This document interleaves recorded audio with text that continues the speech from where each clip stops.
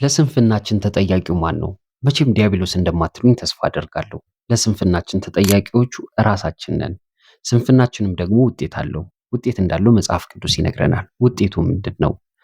በምሳሌ ምዕራፍ 6 ከቁጥር 9 ጀምሮ እንዲህ ይላል። አንተ ታካች እስከ መቼ ትተኛለህ? ከእንቅልፍህስ መቼ ትነሳለህ? ጥቂት ትተኛለህ፣ ጥቂት ታንቀላፋለህ፣ ትተኛም ዘንድ ጥቂት እጅህን ታጥፋለህ።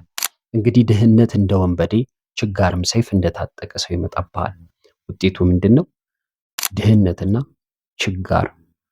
ስለዚህ ለስንፍናችን ተጠያቂዎቹ ራሳችን እንደሆነን አምነን ወደ ትጋት እንግባ። ምሳሌ የሚሆነንን ደግሞ ይነግረናል። ከገብረ ጉንዳን የሆነ ነገር እንማር። ምን ይላል ከፍ ሲል? አንተ ታካች ወደ ገብረ ጉንዳን ሂድ፣ መንገዷንም ተመልክተ ጠቢብ ሁን።